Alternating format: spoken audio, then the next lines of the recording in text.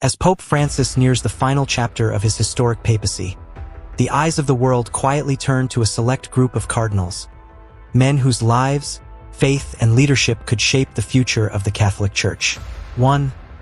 Cardinal Pietro Parolin, the diplomat.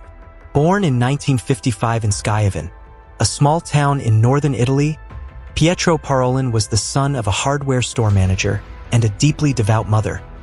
His calling to the priesthood came early. Ordained in 1980, he quickly stood out for his intellectual precision and calm demeanor. After earning degrees in canon law and diplomacy, Parolin entered the Pontifical Ecclesiastical Academy, the Vatican's elite diplomatic school. His early assignments included Nigeria and Mexico, where he learned how to mediate between church and state, often in tense political environments. By 2009, he was Apostolic Nuncio to Venezuela, navigating fraught relations with President Hugo Chavez. Then in 2013, Pope Francis made a bold decision, appointing Parolin as Secretary of State, the second most powerful position in the Vatican. Soft-spoken and unfailingly discreet, Parolin has been the Church's chief negotiator with China, the Orthodox Church, and European powers. His style is not to preach, but to persuade, a man who moves silently but significantly. 2. Cardinal Luis Antonio Tagle, the evangelizer. Luis Antonio Tagle was born in Manila in 1957 into a family of Chinese-Filipino descent. Raised in a deeply Catholic household, he grew up surrounded by music, laughter, and a strong sense of community, qualities that would shape his pastoral identity. Ordained a priest in 1982, Tagle soon earned a scholarship to the Catholic University of America, where he obtained a doctorate in theology. There, he studied under Cardinal Avery Dulles and developed a love for Vatican II and the theology of encounter. His charisma and sincerity propelled him into teaching, television appearances, and eventually the bishopric. In 2011, Pope Benedict XVI named him Archbishop of Manila at just 54.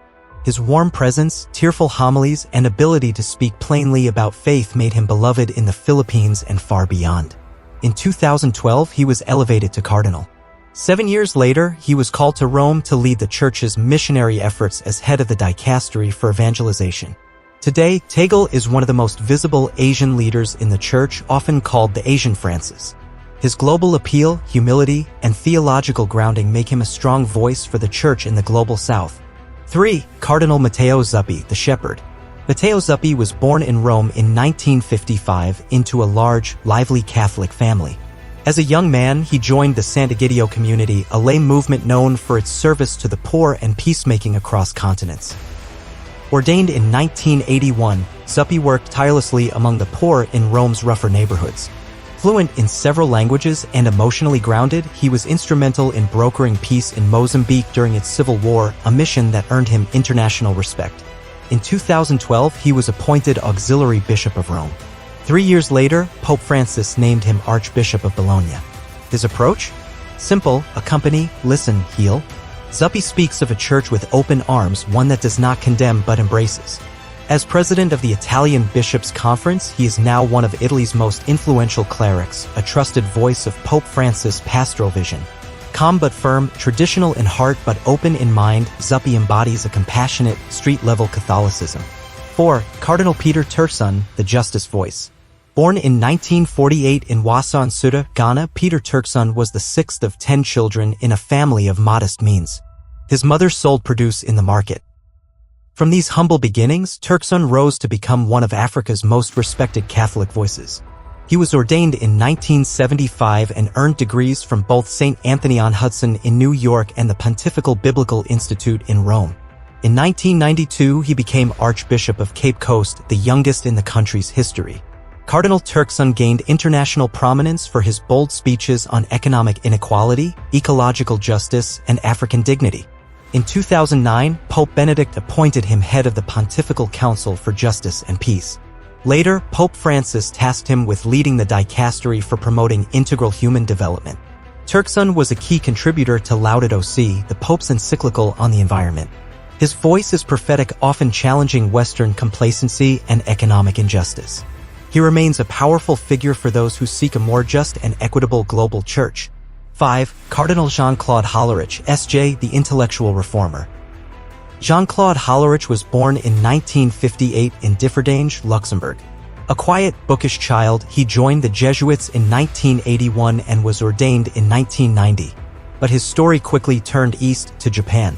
There, he immersed himself in language, culture, and comparative theology. Hollerich taught at Sophia University in Tokyo for over a decade, becoming fluent in Japanese and deeply attuned to interreligious dialogue. In 2011, he was called back to Europe as Archbishop of Luxembourg. He revitalized the small but devout Catholic population, introducing modern catechesis and listening sessions with youth and laypeople. Pope Francis elevated him to Cardinal in 2019.